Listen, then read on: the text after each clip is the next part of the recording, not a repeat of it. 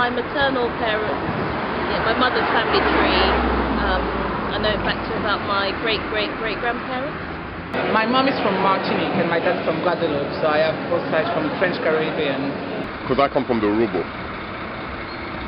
And Urobos significantly come from the Yoruba tribe. The Yoruba tribe is a very prominent tribe in Nigerian culture, you could say. Originally I'm from American, and my dad is Peruvian, and my grandmother on my father's side was Swedish and French. My family tree is simple, like mom is Jamaican, mixed with a bit of Irish. Dad is his mom is from Bangladesh.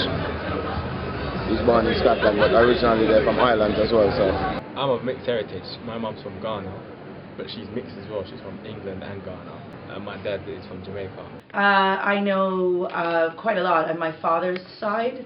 My father is half Ndebele, half Shona tribe in Zimbabwe. I don't know as much as what I'd like to know about my family tree. On my mum's side, a lot of the women in the family actually gave birth at fairly young ages.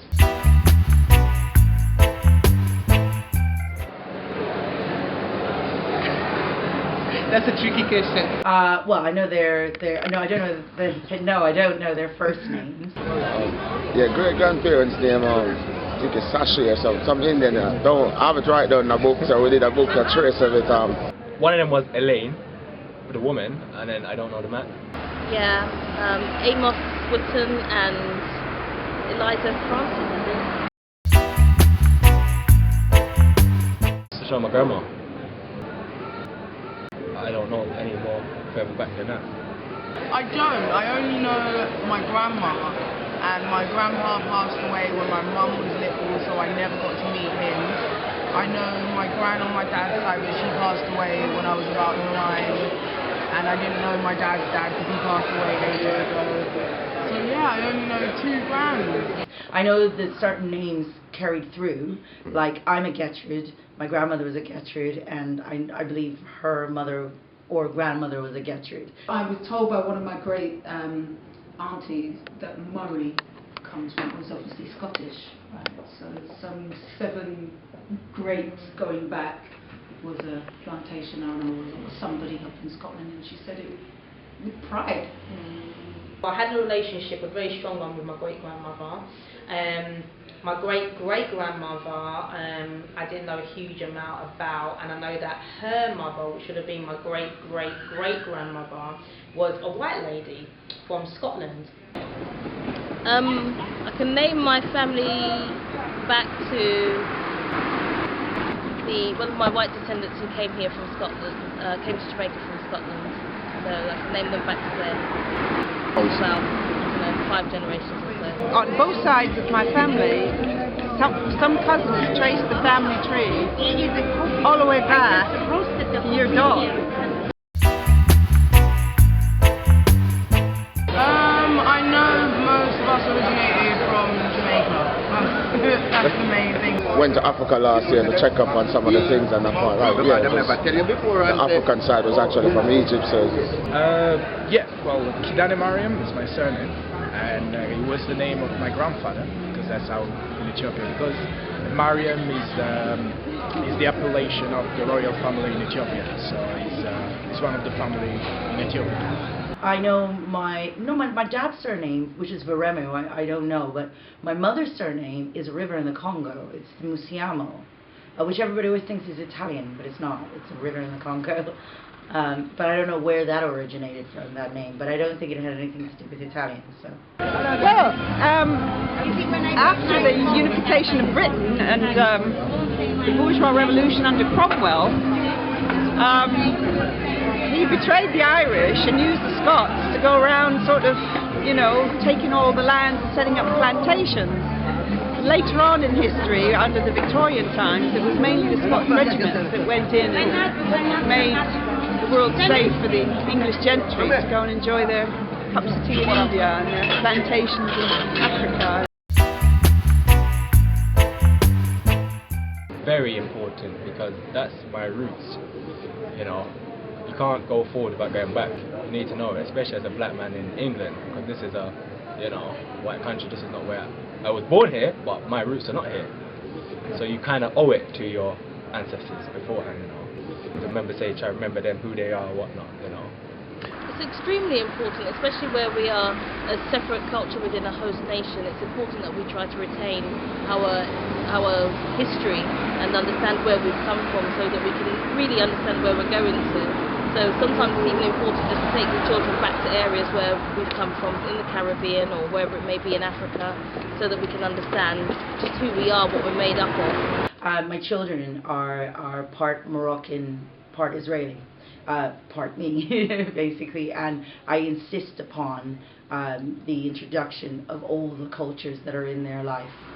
It's an importance to me, an utmost importance. Well, even if you don't outwardly portray it, it's nice to kind of know where you came from, where you originated from, where your family resides and everything. I think it's useful to know, because what you're going to tell your children's children, and their children's children, and your grandkids. So yeah, I think it's really good if you know your heritage. The most important thing to me is my ancestral heritage. It's got nothing. It's like when people say they're black. I don't know what it means to be black, because I'm not black. My skin's brown and my ancestral heritage is Yoruba. I don't know what it means to be black. That's a term that was imposed on those who follow it. I don't know what it is. You are where you're coming from, so you are what your past is as well. Part of you is where you're coming from, so it's very important. If you really want to know yourself, you need to know where you're coming from. If you don't know your background, I think it's like you haven't got values, and because we learn values from our grandparents and our parents, how to respect other people and value properties and things like that, and value your own self if you know where you're coming from. Yes, I'd like to, you know, if they could help me as well, put the pieces of the family tree together to say, you know, if so and so served for this army at this time, or so and so was a farmer, you know. Yeah, family tree website or something, but one that's in the Caribbean preferably, because the ones over here is a bit, there's not enough records at all. Definitely, yeah. I've used resources such as Who Do You Think You Are. I've been to workshops at the El Sports Olympia, that type of thing. So I would like to know a lot more, but that's why I take a lot of regular visits to Barbados. It really brings me back closer to my roots. Yeah, I would love to know more. Especially because there might be a link with the royal family of Ethiopia, which, as everyone knows, you know, the king of the king, the lion of the lion. We've done the history 10 years ago. Now what we do, we have the book updated every 5 years. So whosoever get married, who get added to the family and stuff, so the next generation will actually know where they're coming from. We are the Philip family, and we need to be proud and stay strong together. No, but you know, the thing is that I don't even know if because like my mom, her parents, you know, like died when she was young and stuff like that, so you know, she doesn't really know herself. My mom did it once, but that was only recently because I kind of asked her a lot of questions, kind of like, who's this, who's that? primarily through my grandmother, who is the fountain of all knowledge in terms of our genealogy. My grandmother here will tell you about things, the war. I think that was the First World War, where the Ashanti king was taken away. But the Queen Mother was able to stand up to the British.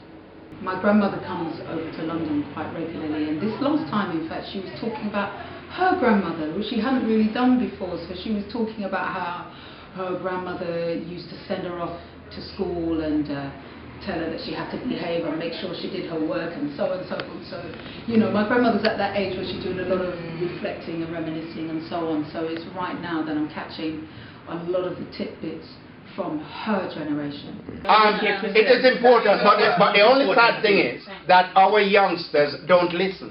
They don't have no time. Our youngsters of today, how I say, they are in a hurry.